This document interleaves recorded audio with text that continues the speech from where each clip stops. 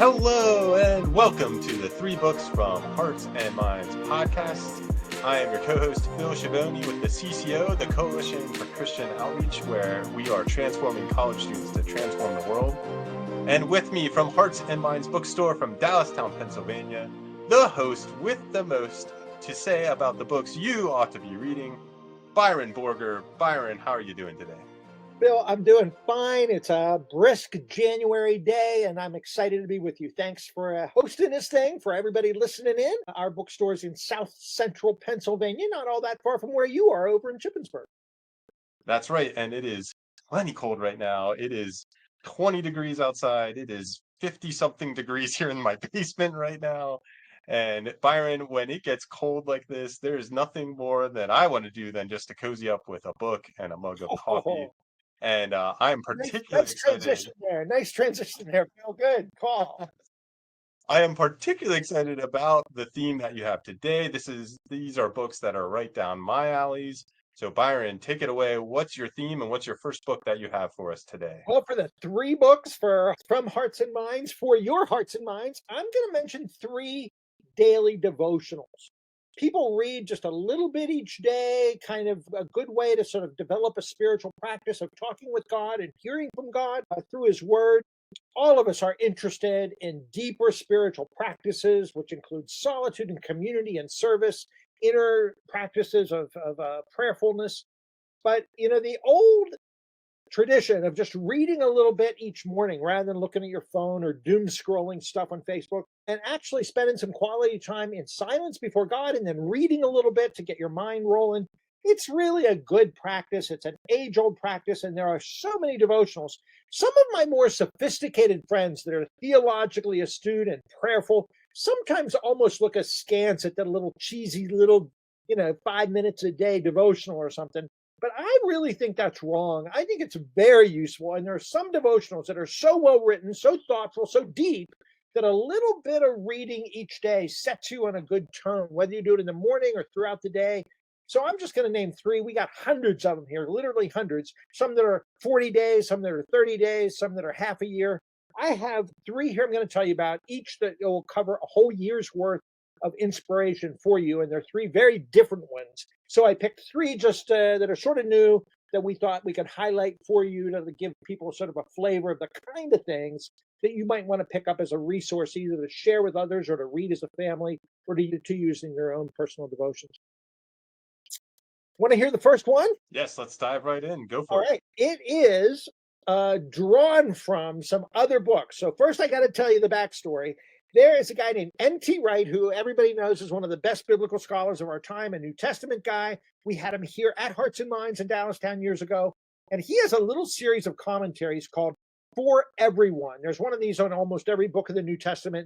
A couple of them group a few books together. Matthew for everyone, Mark for everyone, Luke for everyone, the pastoral epistles for everyone, the prison letters for everyone. And then when he was doing that, they decided to do an Old Testament series that would be a companion for these.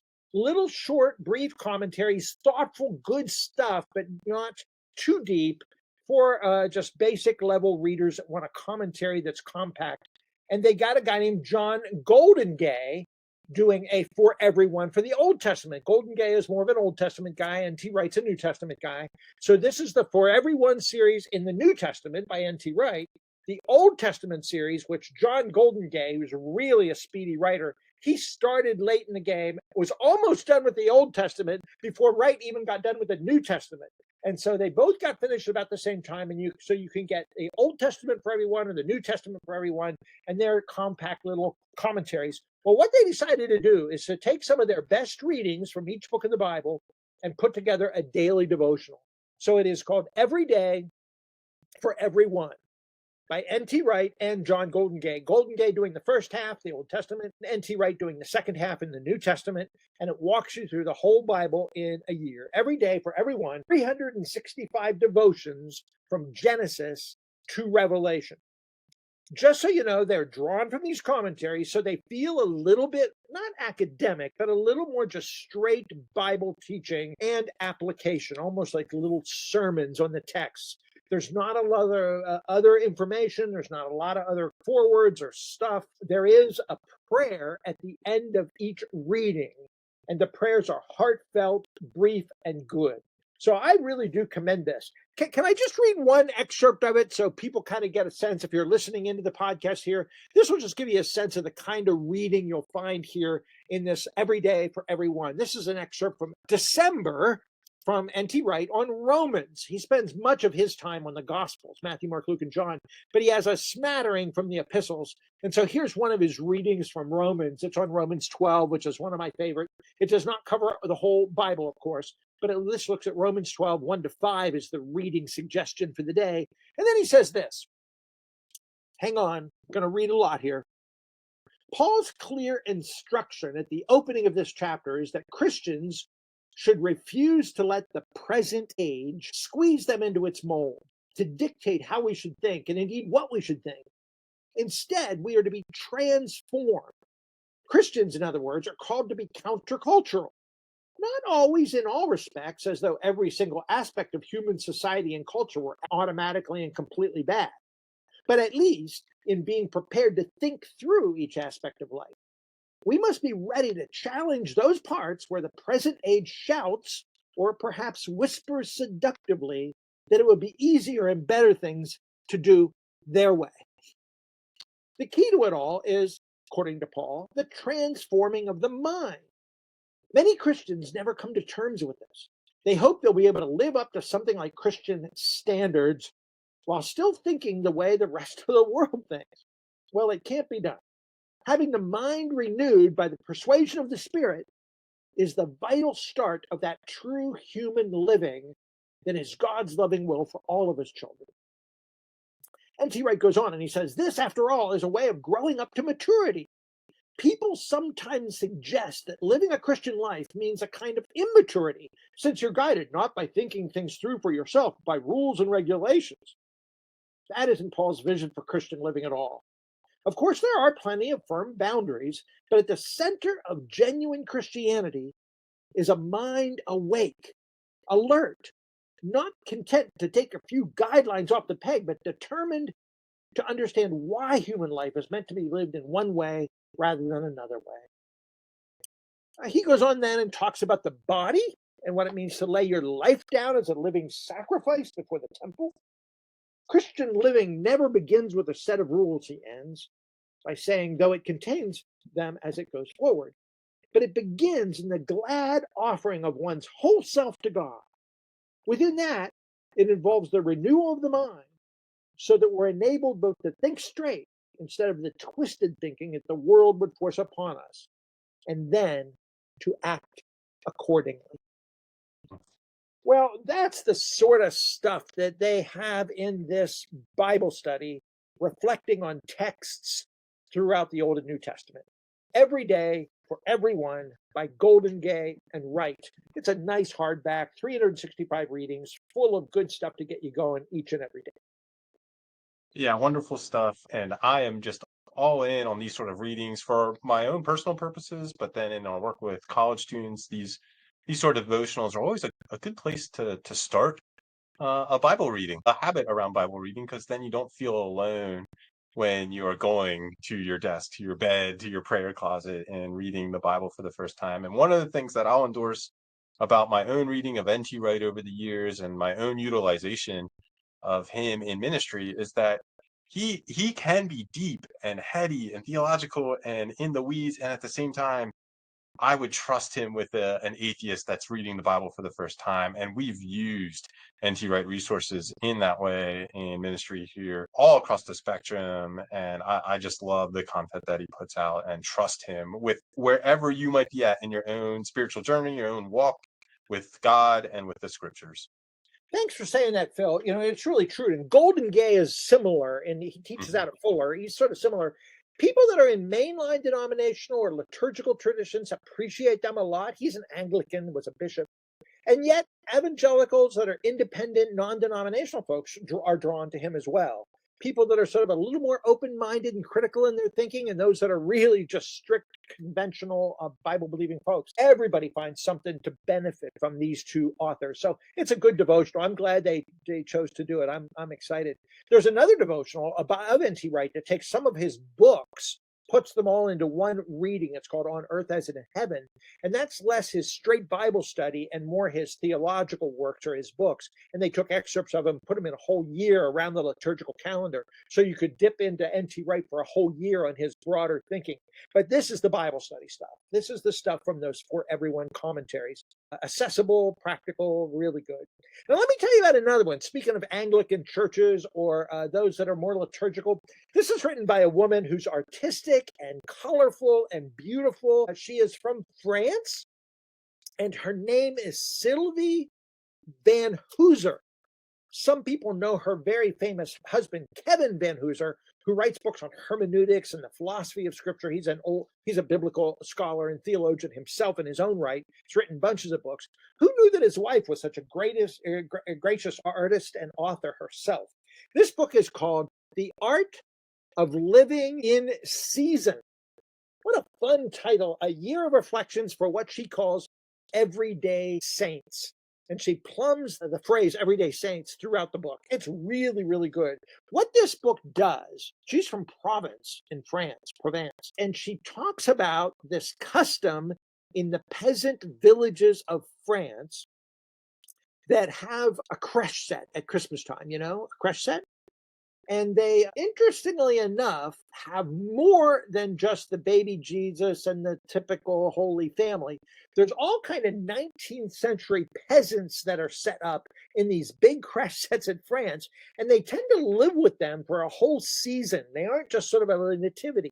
And so she kind of is playing with that throughout the book as she's showing how these ordinary folks in ordinary life can be shaped by the coming of Jesus. It follows the church year. It follows the calendar from the beginning of Advent on through the whole church calendar. And it's just really nice. She talks about these things called santons, which is what they call these little crèche sets. And so she implies that we're all santons. We all have a role to play in the story. We all have a way to show up in the Jesus narrative. And so she uses this everyday saints language and calls ourselves santons. Here's how she says it in the beginning of the book. She says, the rhythms of the church season hallow the seasons of nature. It's all too easy to become displaced, to lose one's bearing in a meaningless day-to-day sameness where it is always a weekday and never Christmas. The special seasons of the church year are an antidote to this ennui, anchoring everyday saints in a passion play, a story that invites us in as it has been doing for centuries, and asks us to do this, as Jesus put it, in remembrance of me. She quotes a Bible verse or two, and then she says, in the land of my ancestors, the Christian year starts with the santons. This is no surprise. As crèche figures, the santons are obviously associated with the Christmas season. But if you examine these manger scenes more closely in France, you see not just the Holy Family, but also a collection of typical 19th century French townsfolk dressed in period clothing and furnished with appropriate props. To observe this Christmas scene is to enter a village suspended in time and space, abuzz with the news that Jesus is coming to Provence. To contemplate this crash is to become aware that Christ may indeed arrive anywhere, anytime, to anyone. Yet the original crash belongs in Bethlehem. But I suggest these santons have much to teach us about how Jesus continues to come to us in our own times and places. Now get this. She says, strictly speaking, the French manger scene is inaccurate. Jesus did not, in fact, come to Provence in the 19th century. But the point is not to put Jesus into 19th century France, but to learn how to put 19th century France, or any time and place, into Jesus and his story. This is the real lesson and purpose of this special season, to help us learn how to put our own times and places, mine and yours, into his. Well, that's how she sort of starts the book and then begins to do devotional readings throughout the church calendar, always kind of inviting us to live in the season, both the holy liturgical season of the church calendar and the season of the year when it's snowy or cold, when it's hot or stormy. And she talks about this a lot. She's very much into the idea that we are everyday saints, that in ordinary life, we find ways to be holy amidst the story of God in the ordinary things that we're focusing on. And so what she does in this devotional to help us accomplish that is she gives us drawings, these little pictures, often of food and plants. And as you can see, if you're looking here, I'm showing it. If you're listening in, you're probably not getting to see this, but like really nice watercolor drawings of all the sort of food that she's eating and things that she's making, carrots and vegetables and radishes, all these really cool pictures of vegetables and onions and stuff. And she has these watercolor drawings, not unlike the cover of the book, that decorate this entire book. There's lots of color, although it's gentle, lots of pastel watercolors, and lots of food and dirt and earth and soil and little characters too. These santons that we mentioned. Here's just again pictures of some of the fruit and stuff. And then she has these sidebars where she tells you how to pray about certain things, how to play your part and pray your part, as she calls it. So at the table, you grow local food, you eat good food, you share food with others. There's a real emphasis on hospitality, on being ordinary saints, where God's holiness shows up as Jesus did, in to sort of sanctify the ordinary things of daily life in our village and amongst our elders and amongst our neighbors, and to beautify the earth with the kind of things we do. She's into cooking well.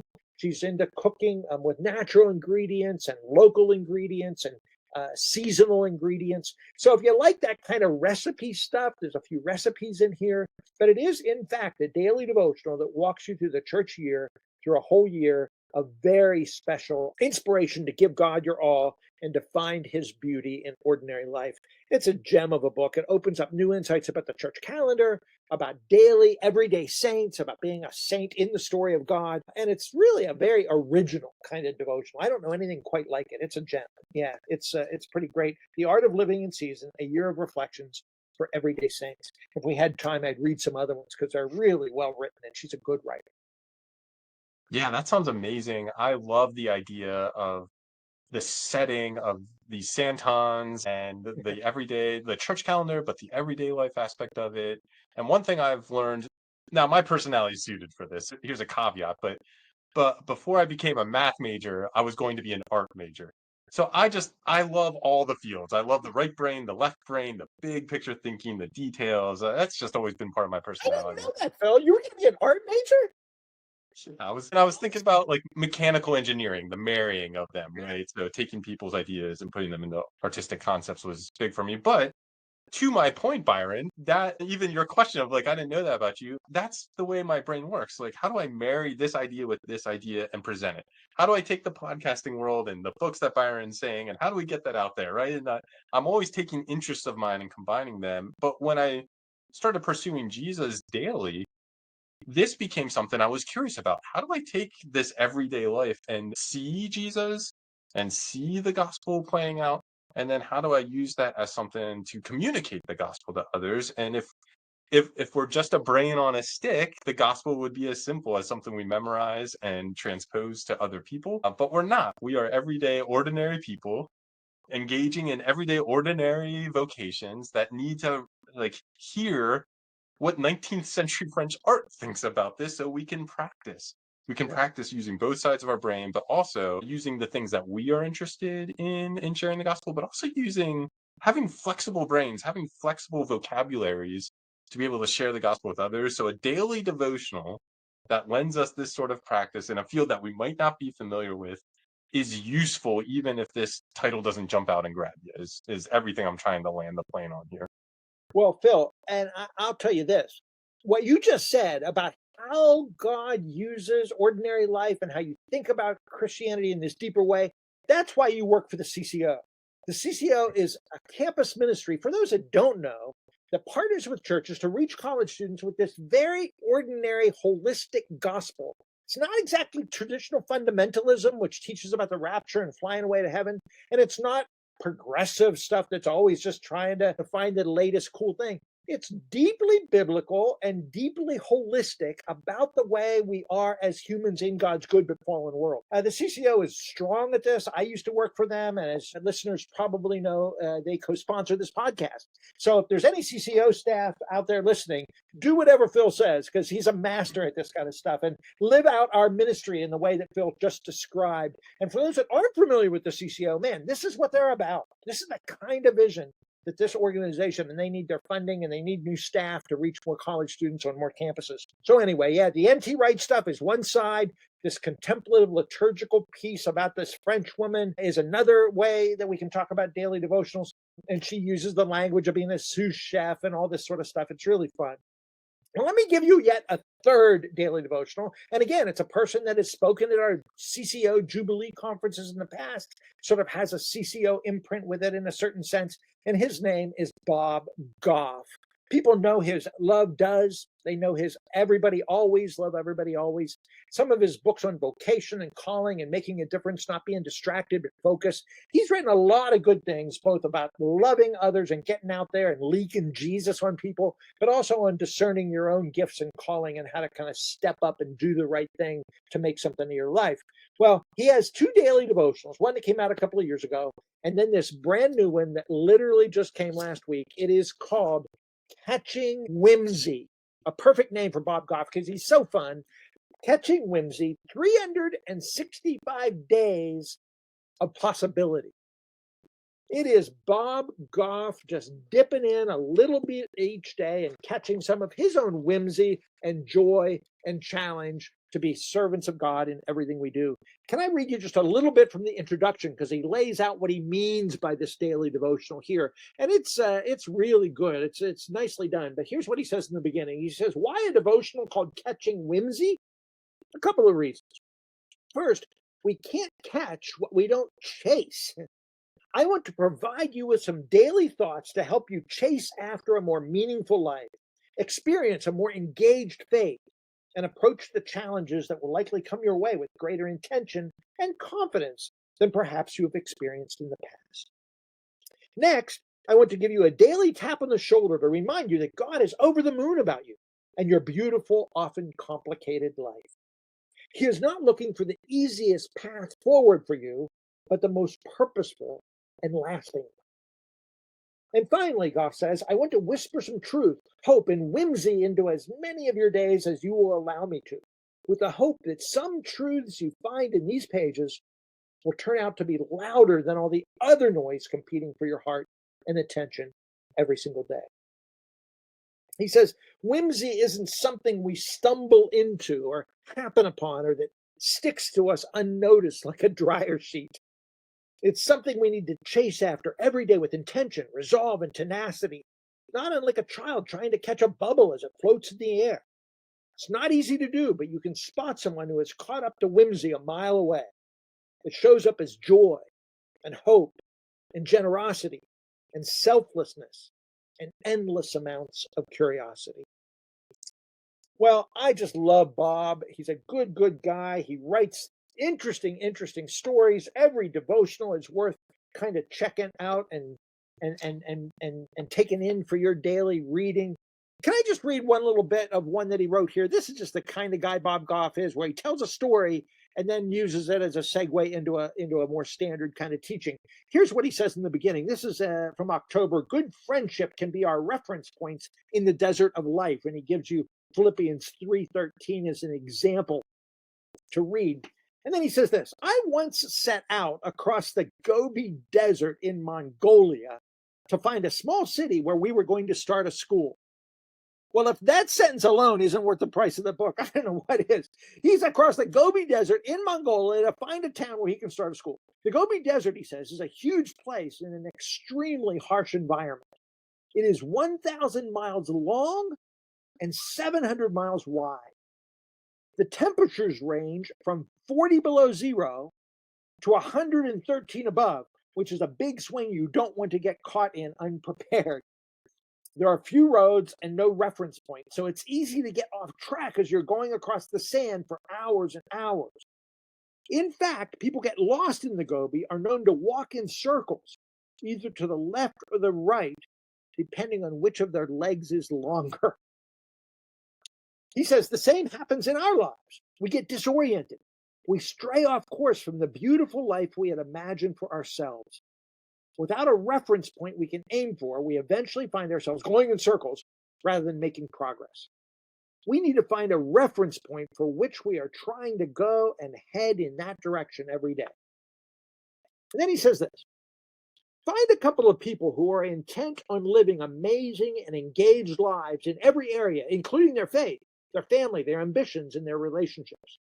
They will be fixed points you can triangulate from to find more beauty in your own life. If you want to see more waterfalls, find some people that are looking for them too. If you want to experience more joy, find a few happy and optimistic people. They may be making balloon animals or serving the poor. And if you want to go deeper in your faith, find a couple of people who are going deep in theirs as well. Forget everything from the past that has stood between you and what will prove to be a lasting in your life. Fix your eyes on Jesus and what lies ahead. And then he has a little thing at the end of each chapter, just a little probe. He says, for instance, on this one, who is someone you can reach out to today who can be a fixed point and will help you take aim at the beautiful life you were looking for? Well, that's good, practical stuff from Bob Goff. There's always a fascinating story, like him walking in the Gobi Desert. There's always some practical application, and then this nice kind of probe at the end where he invites you to actually do something to make some of this a reality in your life. It starts with a biblical text, but it isn't super, super biblical. It is not unbiblical. It's good stuff, but it's not heavy the way maybe this first one would be, that is more straight Bible. This one's like lots of great storytelling and practical advice. And this middle one that we mentioned is sort of elusive storytelling about the liturgical calendar and the arts and living creatively in the world. So three very, very different kind of commentary devotionals, three that could last you a whole year. And they're all 20% off here at Hearts and Minds if anybody wants to order.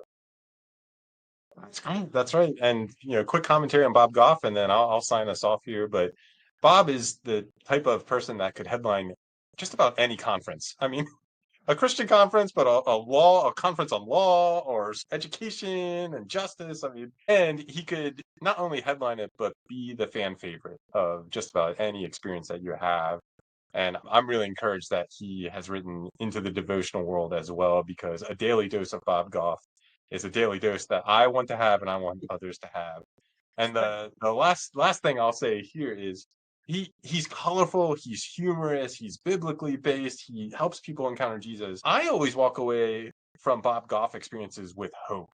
He always takes some of these worst case scenarios in the world and in life and ends up throwing parades and rescuing children from terrorism. I mean, just like the stories just go all over the place, and always helps me realize like the positive outcome, the kingdom outcome is available to us. It can be hard work, and it can take a change in an attitude. It can take repentance and take embodiment, but it is possible. And Bob Goff gives us This is hope. hope.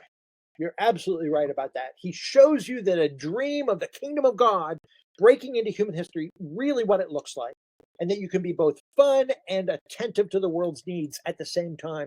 I don't know anybody who's more heartbroken about bad stuff, but I also don't know anybody who does more about it. And he gets involved Yes. and with whimsy and joy makes a difference in life. So yeah, he's a good example for many of us. And I think between these kind of books that I've suggested, we could all take some steps to be a little more whimsical and a little more effective in the world as people for the kingdom of God. So thanks, Phil, for letting us talk about this stuff. Thanks for people that are listening in. We really appreciate it a lot. Of course, and thank you, Byron. And of course, both Byron and I, we hope that you buy these books, that you read these books. The first link in the description below, no matter if you're watching or listening, will give you a link to ordering these books. But you can also, Byron was talking about the ministry that the CCO does. You'll have both of our email contacts in the description below as well if you want to contact us about anything, about the CCO, about the books that you've read from this podcast or previous podcasts. We would love to get your feedback on this. And of course, we'd love if you shared these episodes with book lovers and people trying to grow in their faith as well. And so we appreciate you, the listener, tuning in once again to another episode of the Three Books from Hearts and Minds podcast.